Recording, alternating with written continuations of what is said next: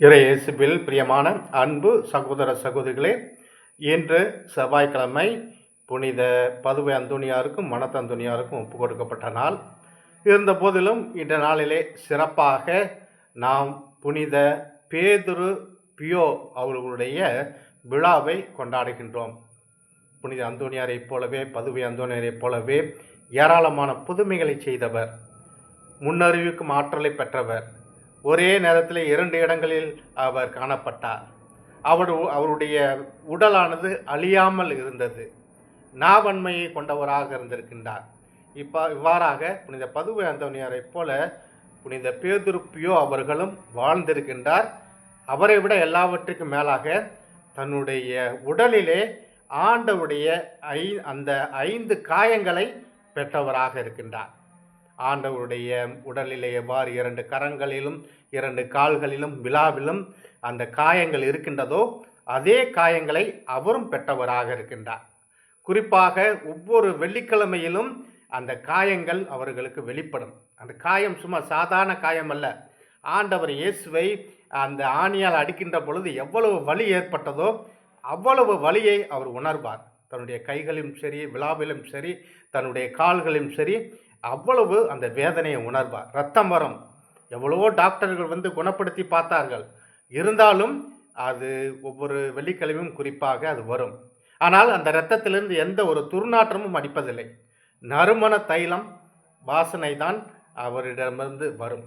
இவ்வாறு 5 காயங்களை பெற்ற ஒரு புனிதராக புனித பேதுரு பியோ அவர்கள் இருந்திருக்கின்றார். சிறு வயதிலிருந்தே பக்தியுடையவராக இருந்திருக்கின்றார்.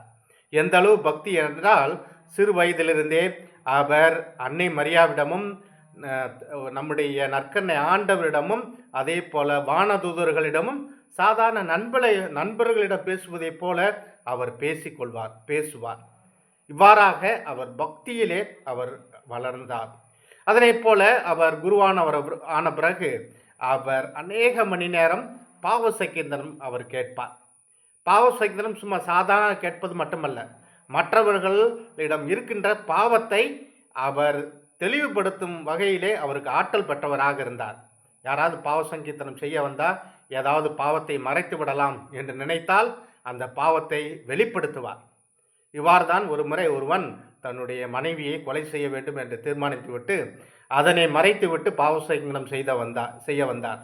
உடனே அவரிடம் கடுமையாக அவர் சொன்னார், ஏன் உன்னுடைய மனைவியை நீ சாகடிக்க வேண்டும்? நீ அப்படிப்பட்ட எண்ணத்தை கைவிட வேண்டும் என்று சொல்கின்றார். அதன் பிறகு அந்த மனிதனுக்கு அந்த இரவு முழுதும் தூக்கம் வரவில்லை. அதன் பிறகு அவன் மன்னிப்பு கேட்டு, எனக்கு ஒரு குழந்தை பாக்கியம் வேண்டும், அதற்காகத்தான் அப்படி கொலை செய்த நினைத்தேன் என்று அவன் சொல்கின்றான்.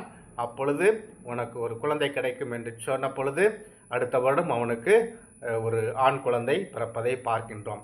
இவ்வாறாக பாவ சங்கீர்த்தனம் செய்கின்ற பொழுது யாராவது தங்களுடைய பாவத்தை மறைத்தால் அதனை வெளிப்படுத்தும் ஆற்றலை அவர் பெற்றிருந்தார். இன்று நம்முடைய வாழ்க்கையிலும் பாவ சங்கீர்த்தனம் செய்ய போகின்றோம். எத்தனையோ பாவங்களை மறைத்து விடுகின்றோம். ஏதோ பேருக்கு ஒரு சில பாவங்களை மட்டும் நாம் சொல்லிவிட்டு விடுகின்றோம். ஆனால் எந்த ஒரு குருவானவரும் நாம் செய்த பாவத்தை அவர்கள் வெளியிலே சொல்ல மாட்டார்கள் என்பதை உணர வேண்டும். நாம் குருவானவரிடம் பாவத்தை சொல்வதில்லை, மாறாக நாம் ஆண்டவர் இயேசுவிடம் நாம் ஒப்பு கொடுக்கின்றோம். அவர் மறு கிறிஸ்துவாக அந்த இடத்துல இருக்கின்றார். நம் பாவங்களை போக்குகின்றார், நம்முடைய பாவத்திற்கு மன்னிப்பு கொடுக்கின்றார் என்பதை நாம் தெரிந்து கொள்ள வேண்டும். இவ்வாறாக பாவத்தை முன்னறிவிக்கும் ஆற்றலை பெற்றவராக அவர் இருந்திருக்கின்றார். 5 காயங்களை பெற்றவராக இருந்திருக்கின்றார். சிறு வயதிலிருந்தே பக்தியோடு அவர் வளர்ந்திருக்கின்றார். அவர் சொன்ன ஒரு சில வார்த்தைகளை நாம் சிந்தித்து பார்ப்போம். அருமையான பொன் வார்த்தைகள் என்று சொல்லலாம். ஒரு சில வார்த்தைகளை மட்டும் நாம் சிந்தித்து பார்ப்போம். அவர் சொல்கின்றார், இந்த உலகம் சூரியன் இன்றி கூட இருக்கும், ஆனால் திருப்பலி இல்லாமல் இருக்காது என்று சொல்கின்றார். மேலுமாக அவர் சொல்கின்றார், ஜெபமே ஒரு வல்லமையுள்ள ஆயுதம். கடவுளுடைய இதயத்தை நாம் திறக்க வேண்டுமென்றால் அந்த ஜெபம்தான் நமக்கு சாவியாக இருக்கின்றது என்று சொல்கின்றார். அவர் இன்னுமாக சொல்கின்றார், மோட்சத்தில் நமக்கு தந்தை மட்டும் இல்லை, தாயும் இருக்கின்றார். அவரை தான் அன்னை மரியா. எனவே தான் நாம் கோவிலுக்கு செல்கின்ற பொழுது நற்கண்ணை பலையின் அருகில் நாம் அன்னை மரியாளை காண்கின்றோம். ஆகவே நாம் அன்னையிடமும் நற்கருணை ஆண்டவரிடம் ஒவ்வொரு நாளும் நாம் ஜெபிக்க வேண்டும் என்று சொல்கின்றார். இனமாக அவர் சொல்கின்றார், நாம் இவ்வுலக காரியங்களை பற்றி கலங்குகின்றோம். மார்த்தாவை போல பல காரியங்களை பற்றி நாம் கவலைப்படுகின்றோம், பயப்படுகின்றோம், நெருக்கடியை பற்றி நாம் பயப்படுகின்றோம். ஆனால் மரியாளை போல நாம் எல்லாவற்றையும் ஜெபத்திலே அர்ப்பணிக்க வேண்டும் என்று அவர் அழகாக சொல்கின்றார். அதே போல இன்னுமாக புனித பேதுரு பியோ அவர்கள் சொல்கின்றார், நாம் ஜெபிக்கும் பொழுது நம்முடைய உதட்டை மட்டும் பயன்படுத்தினால் போதாது, மாறாக நம்முடைய இதயத்தை பயன்படுத்த வேண்டும். நம்முடைய இதயம் ஆண்டவரோடு ஒன்றித்திருக்க வேண்டும் என்றும் அவர் சொல்கின்றார். இனமாக அவர் சொல்கின்றார், இந்த உலகம் நம்முடைய குடும்பம் சின்ன பின்னமாகி கொண்டிருக்கின்றது என்றால் அதற்கு நிச்சயமாக நாம் ஜெபிப்பதில்லை, ஆண்டவரை தேடுவதில்லை, திருப்பலிக்கு செல்வதில்லை, ஜெபமாலை சொல்வதில்லை, மரியாதை நோக்கி நாம் ஜெபிப்பதில்லை. எனவேதான் நம்முடைய குடும்பம் சின்ன பின்னமாகி கொண்டிருக்கின்றது என்று அருட்தந்தை புனித பேதுரு பியோ அவர்கள் சொல்வார். எனவே இன்று அவருடைய விழாவை கொண்டாடுகின்ற வேளையிலே அவர் பட்ட அந்த 5 காயங்கள், துன்ப நேரத்திலும் அவர் இறைவனை ஆண்டவரை ஏற்றி புகழ்ந்தார். அவர் திருப்பலி ஆற்றும் போதெல்லாம் அவருடைய ஆண்டவரை நேரடியாக மக்கள் கண்டனர்.